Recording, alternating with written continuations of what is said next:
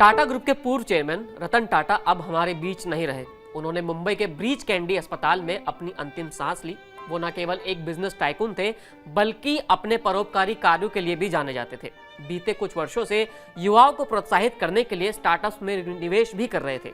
140 करोड़ की आबादी वाले देश में कोई ऐसा नहीं था जो उनसे नफरत करता हो। इतना सम्मान शायद ही किसी बिजनेसमैन को कभी मिला हो। अब उनके निधन के बाद सबसे बड़ा सवाल यह है कि उनके बाद कौन। आइए जरा इस गुत्थी को भी समझने की कोशिश करते हैं कि आखिर टाटा का सक्सेशन प्लान क्या है। टाटा ग्रुप में सक्सेशन प्लान को लेकर देश के तमाम लोगों में काफी उत्सुकता बनी हुई है। देश की 140 करोड़ जनता सिर्फ यही जानना चाहती है कि इतने बड़े साम्राज्य का नेतृत्व आखिर कौन करेगा। टाटा ग्रुप में सक्सेशन प्लान काफी अच्छे तरीके से स्थापित है। एन चंद्रशेखरन 2017 से होल्डिंग कंपनी टाटा सन्स के अध्यक्ष के रूप में काम कर रहे हैं।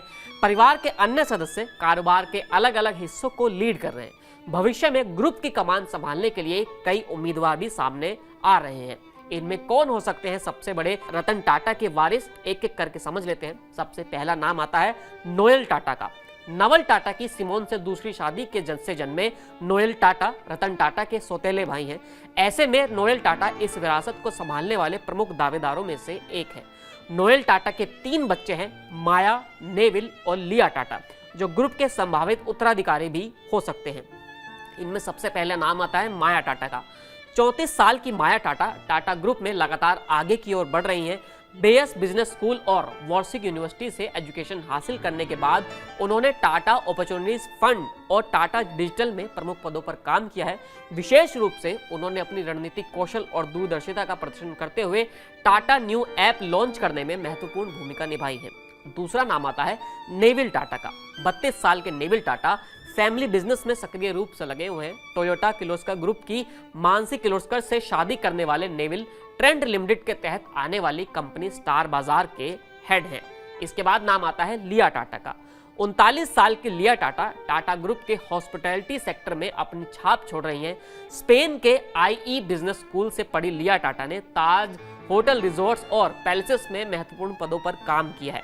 मौजूदा समय में हॉस्पिटैलिटी इंडस्ट्री में ग्रुप की मौजूदगी को बढ़ाते हुए इंडियन होटल कंपनी को वो इस वक्त संभाल रही हैं।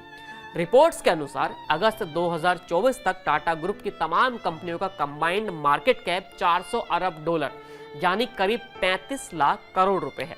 मौजूदा समय में कंपनी की 29 कंपनियां शेयर बाजार में लिस्ट हैं। ग्रुप की सबसे बड़ी कंपनी टाटा कंसल्टेंसी है। कंपनी का मार्केट कैप 9 अक्टूबर 2024 तक 15 लाख करोड़ से ज्यादा का है।